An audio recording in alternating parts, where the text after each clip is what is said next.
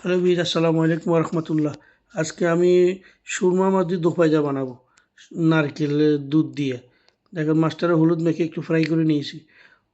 দেখেন ওই ফ্রাইড তেলের ভিতরে আমি 200 গ্রাম পেঁয়াজ, 200 গ্রাম টমেটো, 10টা কাঁচামরিচ, 50 গ্রাম ধনিয়া পাতা এটারে দিয়ে ভালো করে ভেজে নিব। ভেজে নেওয়ার পরে এটারে আমি গ্রাইন্ডার মেশিন দিয়ে করে নিব।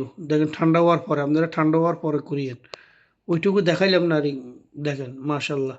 এখন আসেন রান্নাটা, গ্রেভিটার জন্য তেল নিয়েছি 50 গ্রাম, 1 চামচের মতো মেহেন্দির বিচি দিয়েছি।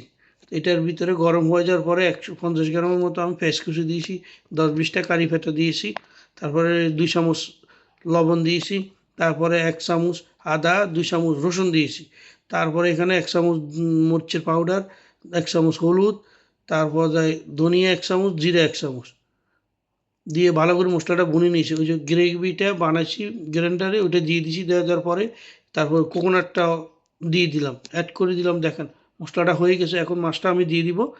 দেখেন মাশাল্লাহ কতটা সুন্দর, কতটা লোভনীয়। দেখেন খাওয়ার জন্য। আর উপরে দিয়ে 1 চামচ গরম ওই কালো গোলমরিচের ফাঁকি দিয়ে দিছি। দেখেন 3-4টা কাঁচামরিচ, 50 গ্রাম ধনিয়া পাতা হয়ে গেছে মাশাল্লাহ। এখন খাওয়ার জন্য বের করে নিচ্ছি। দেখেন কতটা লোভনীয়, কতটা সুন্দর খাওয়া রেসিপিটা। ভালো লাগলে আমার পাশে থাকবেন, ভিডিওটা শেয়ার করে দিবেন। আল্লাহ হাফেজ।